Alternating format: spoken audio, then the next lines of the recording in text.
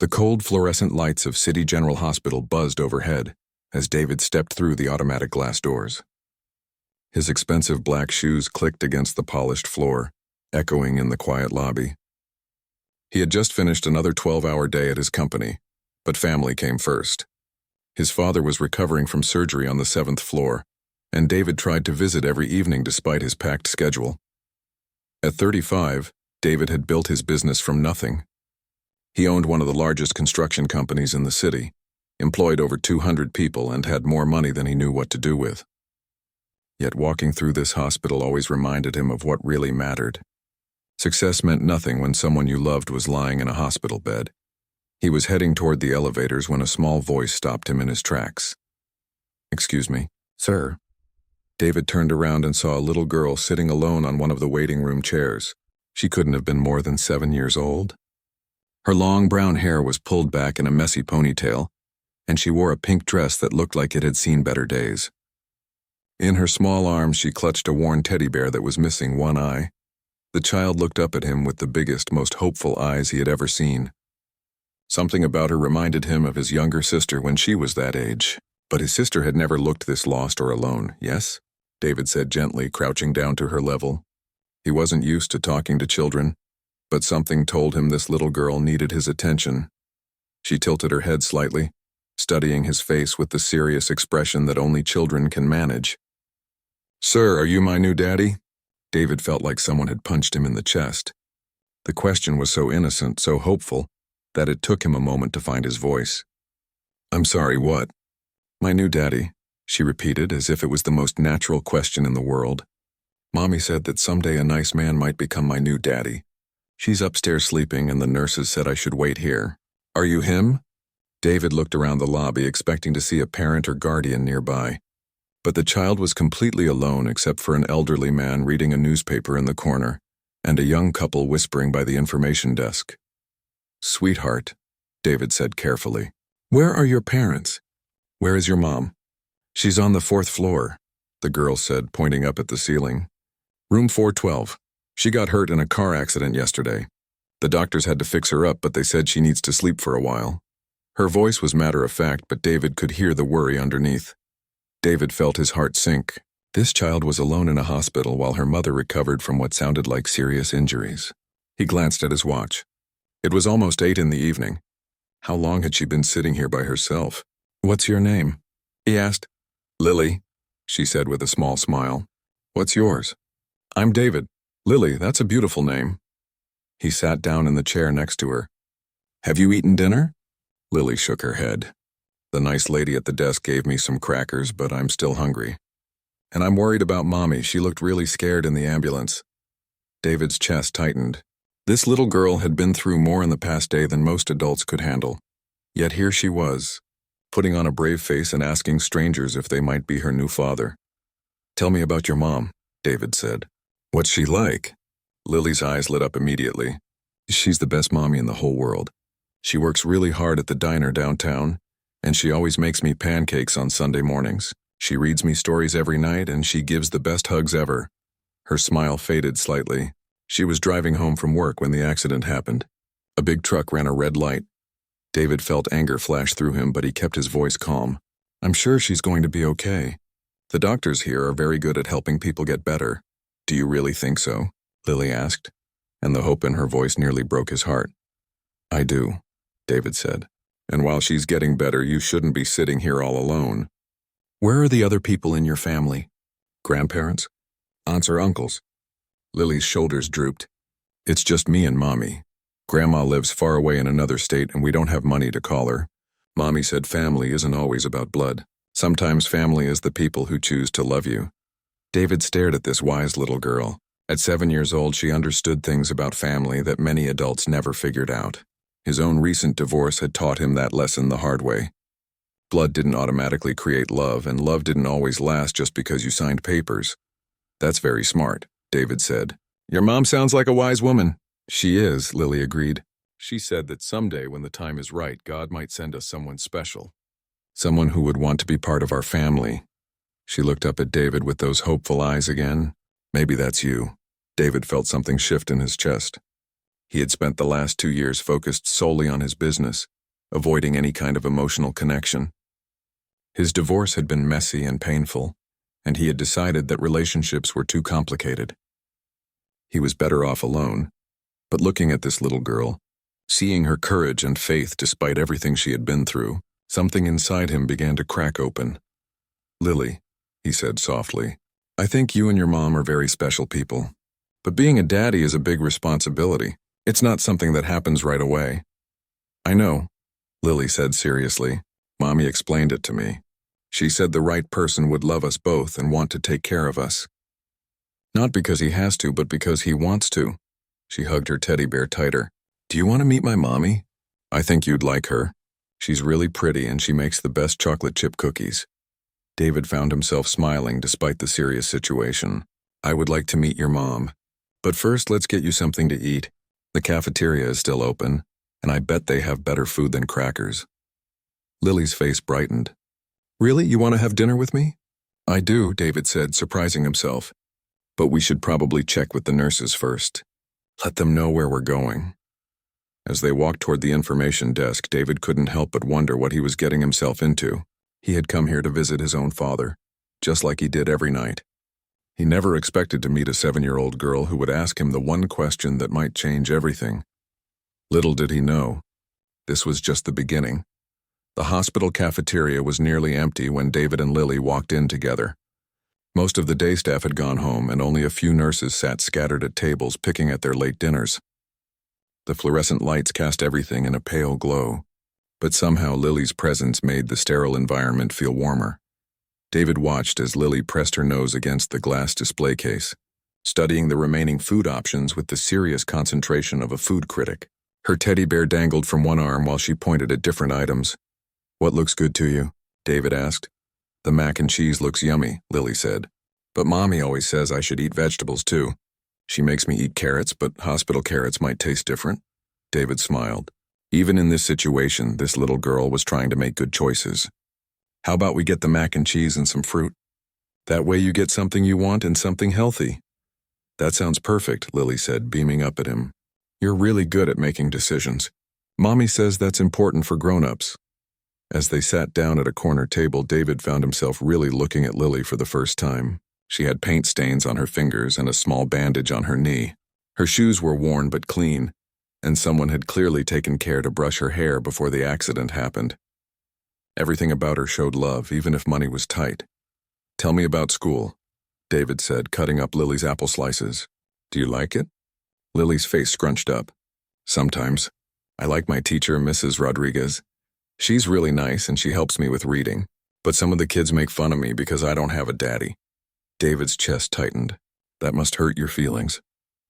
"Yeah," Lily said quietly, stabbing at her mac and cheese. "They say mean things like I'm weird or that my mommy must have done something bad. But that's not true. My mommy is the best person in the whole world." "Those kids don't know what they're talking about," David said firmly. "Some families look different than others, and that's perfectly okay. What matters is love." Lily looked up at him with surprise. "That's exactly what Mommy says. She tells me that our family might be small, but it's full of love. And she says that makes us rich in the ways that count." David felt something twist in his chest. This little girl and her mother had figured out something that many people with lots of money never understood. He thought about his own childhood, growing up in a big house with parents who were too busy making money to spend time with their children. "Your mom is very wise," David said. "What else does she tell you?" Lily's eyes lit up. "She tells me stories every night. Not from books, but stories she makes up in her head. There's this princess who goes on adventures and helps people, and she doesn't need a prince to save her because she's strong enough to save herself. That sounds like a great story." "It is. And the princess has a little girl who's brave and smart, and they take care of each other." Lily took a bite of apple. "Mommy says I'm like that little girl. She says I'm braver than I think I am." David watched Lily eat thinking about how much strength it must have taken for her mother to raise such a remarkable child alone. He found himself curious about the woman upstairs in room 412. "Lily, what happened to your dad?" David asked gently. "You don't have to tell me if you don't want to." Lily shrugged, but David could see the sadness in her eyes. "I never met him. Mommy says he left before I was born because he wasn't ready to be a daddy. She says some people aren't meant to be parents, and that's not anyone's fault. David felt a flash of anger toward a man he'd never met. How could anyone walk away from this amazing little girl? But Mommy says maybe that was good, Lily continued. Because it means when the right person comes along, he'll want to be here. Not because he has to be, but because he chooses to be. And you think the right person might just walk into a hospital lobby? David asked with a gentle smile. Lily giggled. Maybe. Mommy says good things can happen in the most surprising places. Like how she met her best friend Jenny in line at the grocery store when they both reached for the last loaf of bread. David found himself laughing, something he hadn't done much of lately. And what happened with the bread? They decided to share it, and now Jenny comes over every Sunday for pancakes. She brings her daughter Katie and we play together. Mommy says that's how families grow sometimes, one friend at a time. As they finished eating, David felt like he was seeing the world through different eyes. Lily talked about her life with such genuine happiness, even though by most people's standards she and her mother had very little. They lived in a small apartment above the diner where her mother worked. They shopped at thrift stores and made their own entertainment. But the way Lily described it, their life sounded rich and full. Can we go see Mommy now? Lily asked, carefully wiping her mouth with her napkin. I want to tell her about the nice dinner and I want her to meet you. David hesitated. Meeting Lily was one thing, but getting involved with her mother felt like a bigger step. He was just trying to help a child who was alone in a hospital. He wasn't looking to get emotionally involved with anyone. But looking at Lily's hopeful face, he couldn't say no. The elevator ride to the 4th floor seemed to take forever. Lily held David's hand, her small fingers warm and trusting in his. She chattered nervously about how her mother might be sleeping, or how her hair might look messy because she hadn't been able to brush it. Room 412 was at the end of the hall. Through the partially open door, David could see a woman lying in the hospital bed. She was awake, staring out the window at the city lights below. Mommy? Lily called softly as they entered the room. The woman turned her head and David felt his breath catch. She was probably in her late 20s with the same warm brown eyes as Lily. Her face was pale and there was a bandage on her forehead, but she was beautiful in a natural, understated way. When she saw Lily, her entire face lit up with relief and love. Baby girl, she said, her voice hoarse but warm. I was wondering where you were. The nurses said you were with a friend. This is David, Lily announced proudly, pulling him forward. He bought me dinner in the cafeteria, and we talked about lots of things. He's really nice, Mommy. The woman's eyes met David's, and he saw surprise, gratitude, and something that might have been embarrassment. I'm so sorry, she said. I hope Lily wasn't bothering you. I'm Rebecca. Thank you for looking after her. She wasn't bothering me at all, David said honestly. She's wonderful company. How are you feeling? Better now that I know she's okay, Rebecca said, reaching for Lily's hand. I've been so worried about her sitting alone downstairs. She wasn't alone, David found himself saying. Not anymore. Something passed between them in that moment, something David hadn't expected. This wasn't just about helping a child anymore. This was about something bigger, something that scared and excited him at the same time. And looking at Rebecca's grateful smile and Lily's happy face, David realized that maybe, just maybe, he didn't want to be alone anymore either. The next morning, David found himself doing something he had never done before. Instead of heading straight to his office, he stopped by the hospital gift shop and bought a small bouquet of flowers and a coloring book with crayons for Lily. He told himself it was just being polite, but deep down he knew it was more than that.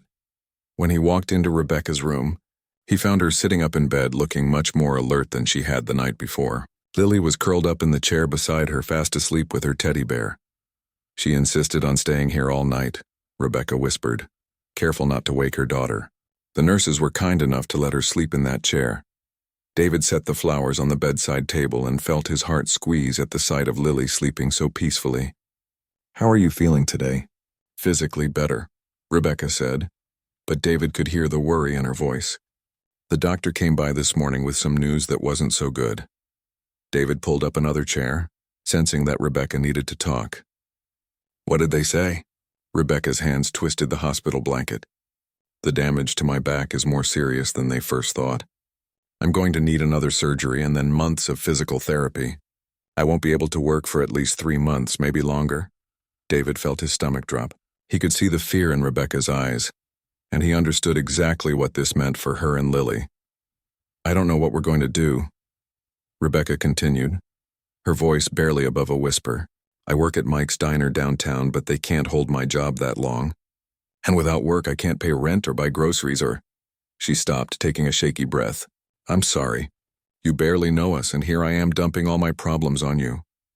Don't apologize, David said firmly. Sometimes it helps to talk to someone who's not too close to the situation. Rebecca looked at him with surprise. You're very kind. Lily talked about you all morning.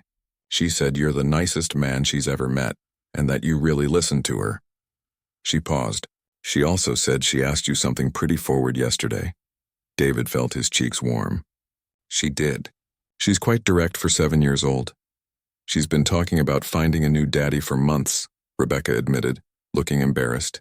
Ever since her friend Katie's mom got married. I keep telling her that's not how life works, but she has such a big heart and so much hope. There's nothing wrong with hope, David said. The world needs more people like Lily. Rebecca studied his face. What do you do for work? If you don't mind me asking. Your suit looks expensive and you seem like someone important. David hesitated. He had learned over the years that telling people he owned a successful business often changed how they treated him. Some people became fake and trying to impress him, while others became intimidated or suspicious of his motives. I run a construction company, he said simply. We build office buildings and shopping centers, things like that. That sounds interesting, Rebecca said. Do you enjoy it? I used to, David found himself admitting. Lately, it feels more like work than passion. Too many meetings, too much paperwork, not enough time for the things that matter.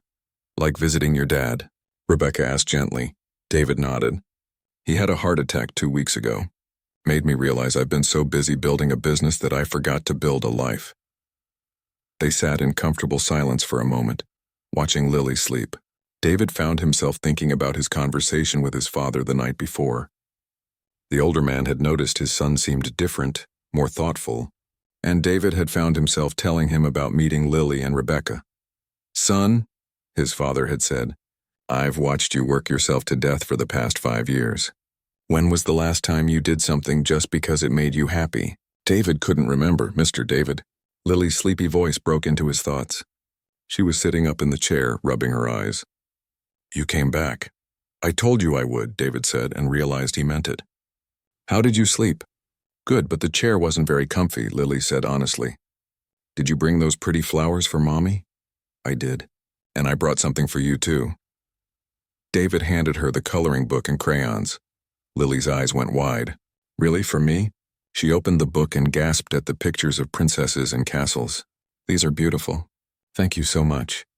David felt warmth spread through his chest at her genuine excitement over such a simple gift. When was the last time anyone had been that happy about something he'd given them? Lily, honey, let Mr. David sit down, Rebecca said gently. It's okay, David said, but he noticed Rebecca had called him Mr. David just like Lily did. Somehow, coming from both of them, it didn't sound formal. It sounded affectionate. Over the next hour, David found himself drawn into their little world. Lily showed him every page in her coloring book, asking his opinion on what colors to use. Rebecca shared stories about Lily's artwork that covered their refrigerator at home, and how creative her daughter was. She wants to be an artist when she grows up, Rebecca said proudly. Or a teacher, or a veterinarian, or a princess who saves people. All of those sound like good choices, David said seriously to Lily. You could probably be all of them if you wanted. Really? Lily asked with wide eyes. Really? My sister wanted to be a teacher when she was your age. Now she teaches art classes to kids at a community center, so she's kind of both a teacher and an artist. As the morning wore on, David realized he should be at his office.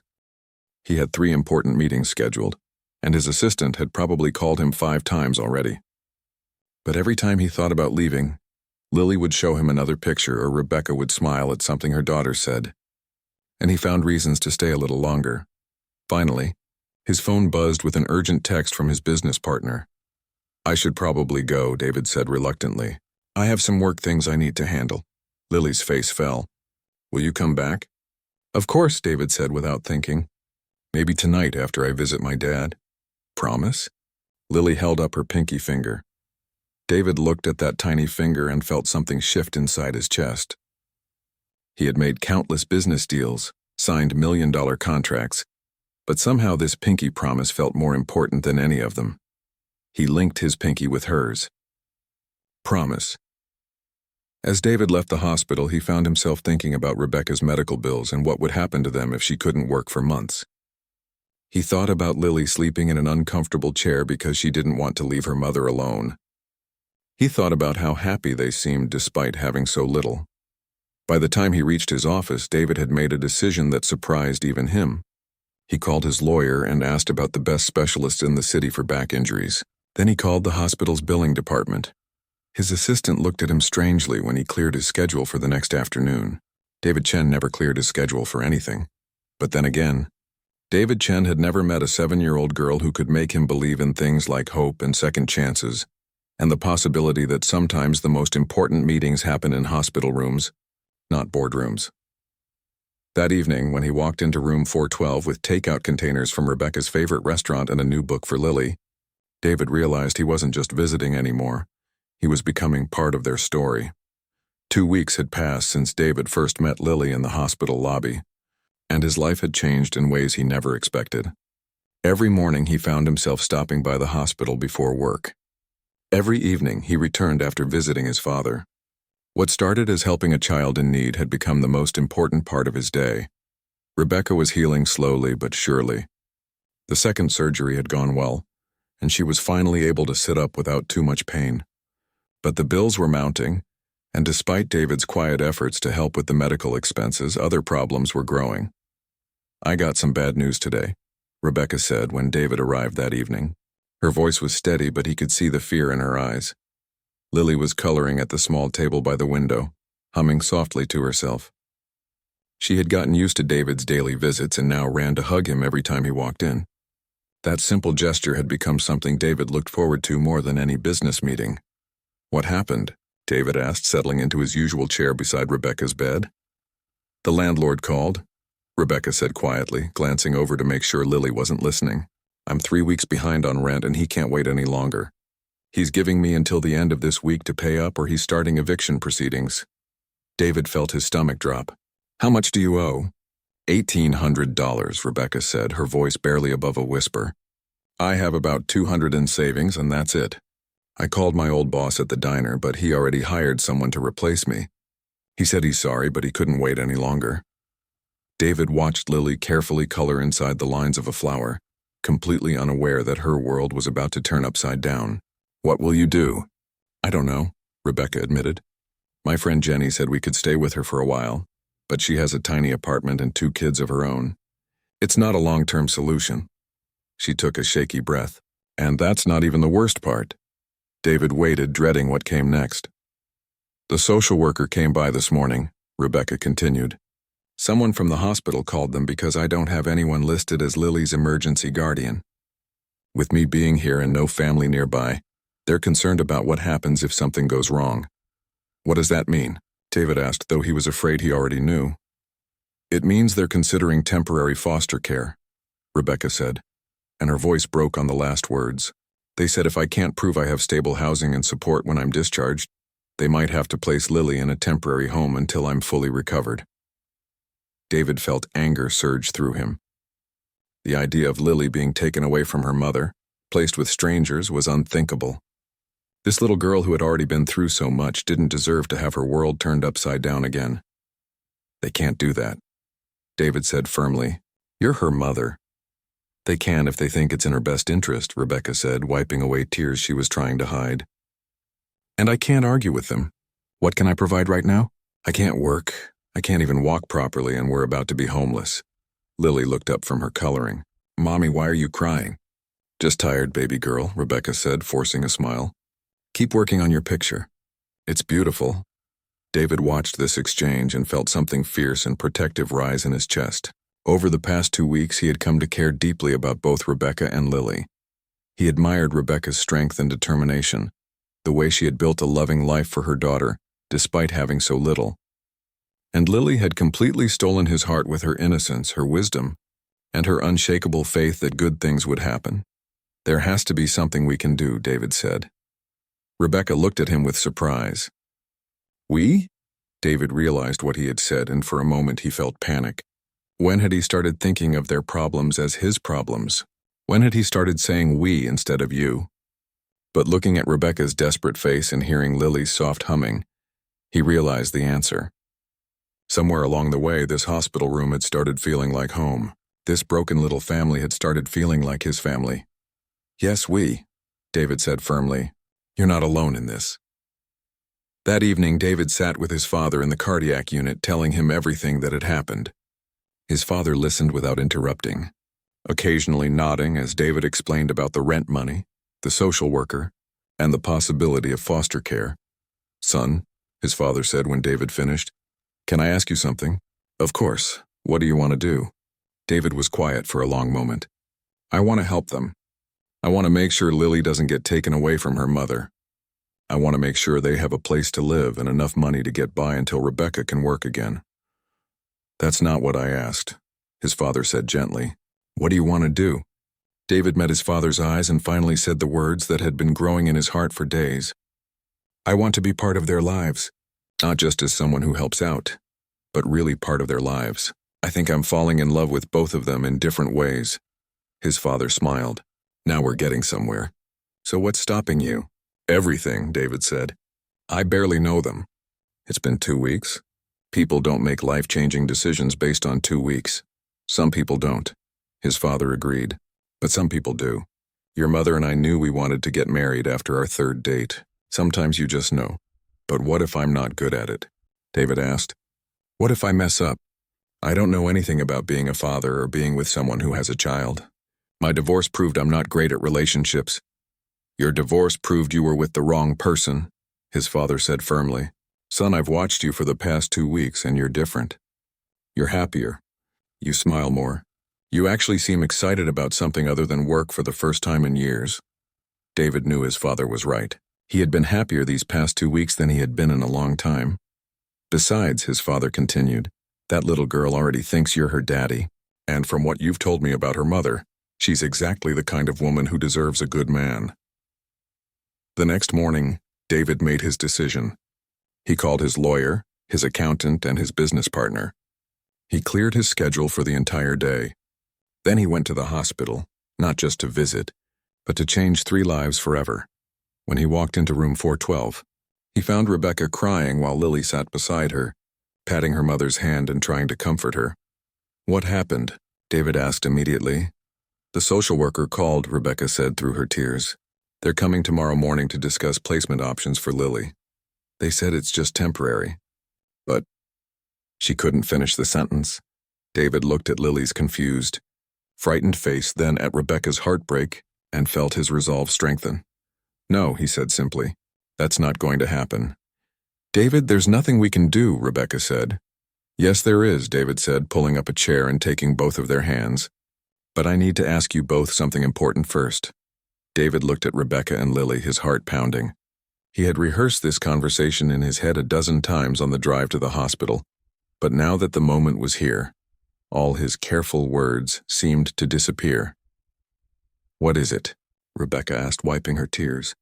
David, you look like you're about to say something serious. Lily climbed up into her mother's hospital bed, sensing the tension in the room. She still held David's hand, her small fingers warm and trusting. I want to help you, David said simply, but not just with money or a place to stay. I want to be part of your lives, if you'll let me.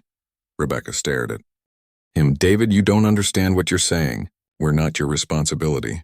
You're right, David said. You're not my responsibility. But you've become my choice.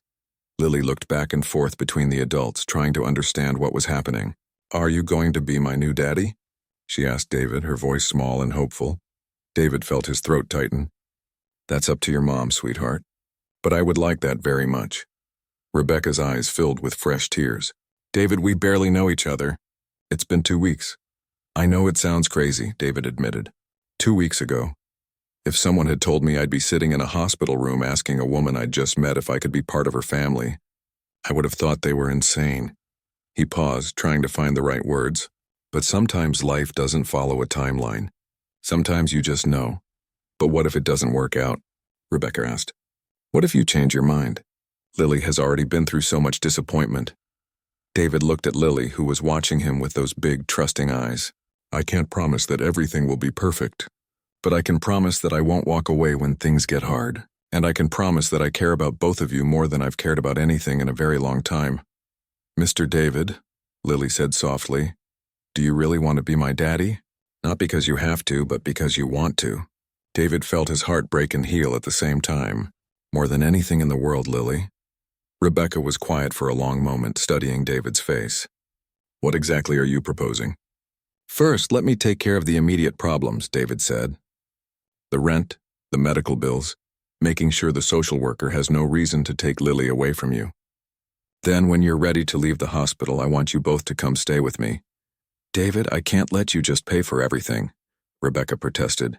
I'm not looking for someone to rescue me. I know you're not, David said. You're one of the strongest people I've ever met. You've raised an amazing daughter all by yourself, and you've done it with love and grace and dignity. I'm not trying to rescue you. I'm asking if you'll let me be part of your team. Rebecca looked down at Lily, who had fallen asleep against her shoulder during their conversation. She asked me last week if I thought you might stay forever. I didn't know what to tell her. What do you want to tell her? David asked gently. I want to tell her yes, Rebecca whispered, but I'm scared. So am I, David admitted. I've never been anyone's father. I've never been with someone who had a child. I have no idea what I'm doing. But you want to learn? I want to learn, David said firmly. From both of you. The next morning, when the social worker arrived, she found a very different situation than she had expected. Rebecca was sitting up in bed, looking calm and confident. Lily was curled up in a chair, coloring in her book and chatting happily with a well-dressed man the social worker didn't recognize. Mrs. Thompson, this is David Chen, Rebecca said as the social worker entered. David, this is Mrs. Thompson from Social Services. David stood and shook the woman's hand. Nice to meet you. I understand you have some concerns about Lily's care. I do, Mrs. Thompson said carefully. Rebecca's situation has been quite unstable, and we need to ensure Lily has proper supervision and housing. That's completely understandable, David said. I'd like to address those concerns if I may. Over the next hour, David calmly explained his relationship with Rebecca and Lily, his intentions, and his ability to provide a stable home. He showed Mrs. Thompson financial statements, letters of recommendation from his business associates, and documentation of his clean background check that he had expedited overnight. This is all very impressive. Mr. Chen, Mrs. Thompson said, but relationships that develop this quickly often don't last. What happens to Lily if you change your mind? I understand your concern, David said. That's why I've already spoken with my lawyer about adoption proceedings. I want to make this legal and permanent as soon as Rebecca is comfortable with that step. Mrs. Thompson looked surprised. You want to adopt Lily? I want to adopt both of them into my life, David said, glancing at Rebecca, who was fighting back tears. I want us to be a real family. 3 months later, David stood in the kitchen of his house watching through the window as Lily played in the backyard with a new puppy they had adopted from the animal shelter. Rebecca came up behind him and wrapped her arms around his waist. Penny for your thoughts, she said. Just thinking about how much my life has changed, David said, turning in her arms. A few months ago, I thought success meant working 14-hour days and having a big bank account. Now I know it means hearing Lily laugh when she plays with that dog and coming home to you every night. Do you ever regret it? Rebecca asked. Taking on a ready-made family? David kissed her softly. Never. Best business decision I ever made, Rebecca laughed.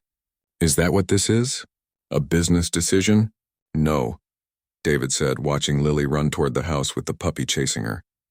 This is a heart decision. The best one I ever made. Daddy, Mommy, Lily called as she burst through the back door. Buddy learned how to sit. Want to see? David still felt his heart skip a beat every time Lily called him Daddy.